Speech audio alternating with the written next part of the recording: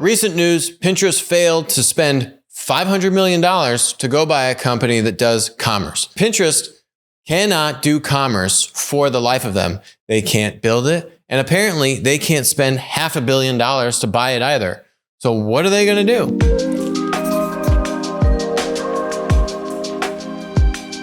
We've talked actually a number of times about Pinterest CEO, Ben Silbermann. The most recent news out on him is this thing here, indecision at Pinterest. They're trying to go buy this company called Verishop. Basically, they're in negotiation with them for 2 months.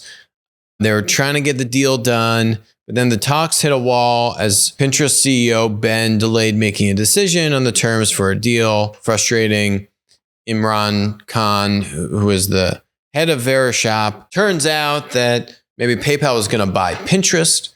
And so maybe Ben said, guys, you got to slow your roll. I got to go figure out this thing with PayPal, and, just couldn't devote the time to go figure out the thing with Verishop. And then the thing with PayPal falls through. They call back up Verishop and say, hey, Imran, let's do the deal. $500 million stock and cash. And then they got turned down.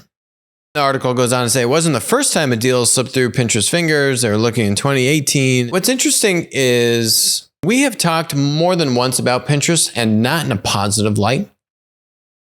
The two other times that come to mind most immediately are talking about, what Instagram has been doing with commerce and shopping, and then kind of saying, well, what's Pinterest doing? Like, how is Instagram figuring out commerce before Pinterest is figuring out commerce, right? Like, what? The other thing that comes to mind was there's this kind of expose, disgruntled kind of former executive, the former Pinterest COO, female executive, said, it was a kind of discriminatory, misogynistic, and hostile workplace. Did this whole kind of, download 4,000 word blog post. We covered that story. You go watch the video. I've got actually a clip from it here, August of 2020. So you go look at this, and here's a little clip, but you can go watch the whole, obviously the whole video in more detail if you want all the ins and outs of what exactly she was talking about. But what's interesting is here is my takeaway.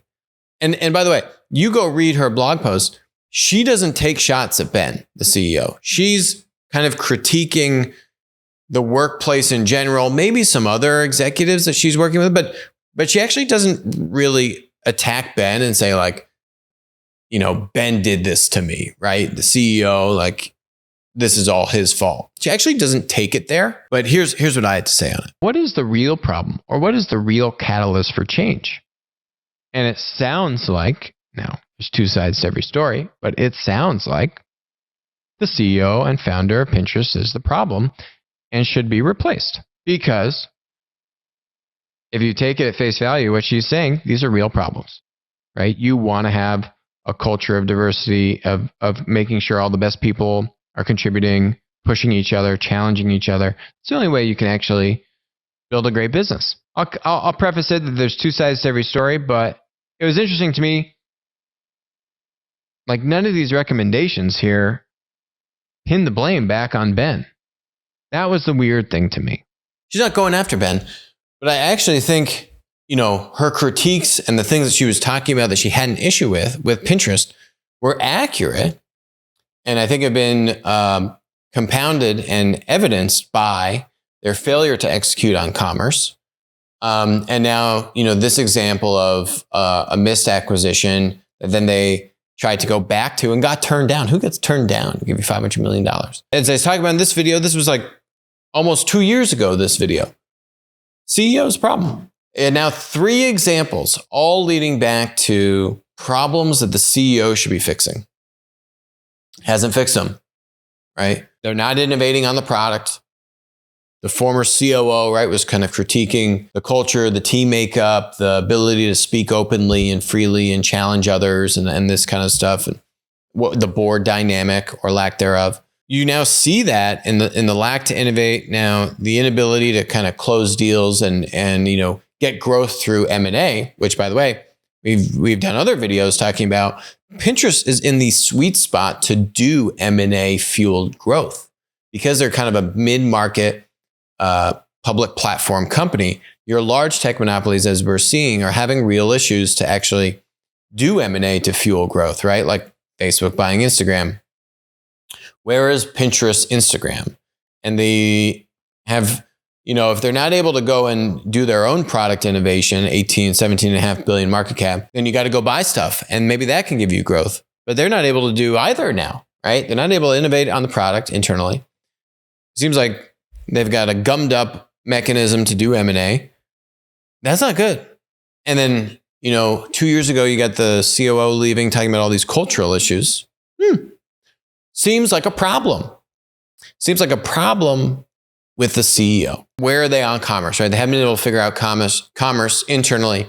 They haven't been able to build that out from their own internal product efforts.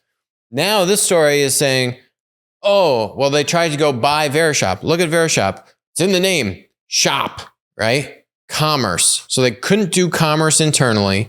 And then they tried to go and blow $500 million on this company. And the company told them to go to hell. So they just can't do commerce for the life of them. They can't build it and they can't buy it. Well, I mean, the commerce is this company's Achilles heel. And it's literally the way that it's their path to the promised land and they cannot figure it out for the life of them. Thanks for checking out this video. Go check out our other videos that I've talked about on Pinterest, right? With the video with the COO leaving and her explanation why, and then our other videos on Pinterest commerce issues, particularly comparing them to Instagram.